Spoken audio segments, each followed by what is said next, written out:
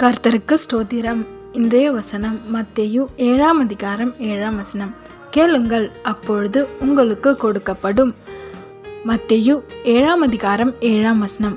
கேளுங்கள், அப்பொழுது உங்களுக்கு கொடுக்கப்படும். இன்னைக்கு ஏசப்பா உங்ககிட்ட சொல்கிற ஒரு காரியம் என்ன தெரியுமா?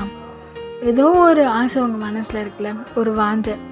ஏசப்பா கிட்ட கேட்கலாமா வேணாமா, இது ஏசப்பா கேட்டால் தருவாரா தரமாட்டாரா அப்படின்னு ஒரு சின்ன விருப்பத்தோடு இருக்கிறீங்க.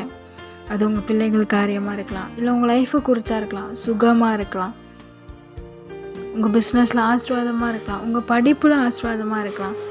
ஏதோ ஒரு காரியம் நினைத்துட்ருக்கீங்களே, அதை ஏசப்பா கிட்ட கேளுங்க. நீங்கள் எதை கேட்குறீங்களோ அது உங்களுக்கு தருவேன்னு வாக்கு கொடுக்குறார். ஆமென். உங்களுக்கு கொடுக்கப்படும். நீங்கள் எந்த காரியத்தை கேட்குறீங்களோ அது உங்களுக்கு கொடுப்பேன்னு சொல்கிறாரு. கேளுங்கள், நீங்கள் கேட்டால் தான் அவர் தருவார். ஆமென். நம்ம ஒரு பொருளை கேட்டால் தான் நம்மளுக்கு கிடைக்கும். அதே மாதிரி ஏசப்பா கிட்ட உங்களுக்கு என்ன தேவையோ அது அவர்கிட்ட கேளுங்க, அவர் உங்களுக்கு தருவார். அப்படி உங்களுக்கு நன்மை இல்லைன்னா அது உங்களை விட்டு விலக்கிடுவார். அது உங்களுக்கு நன்மைன்னு தெரிஞ்சிச்சுன்னா அவர் கண்டிப்பாக அவர் உங்களுக்கு கொடுப்பார். கேளுங்கள், அப்பொழுது உங்களுக்கு கொடுக்கப்படும். பயப்படாதீங்க. அவர் நீங்கள் கேட்குறது அவர் சித்தத்தின்படி தந்து ஆசீர்வதிப்பார்.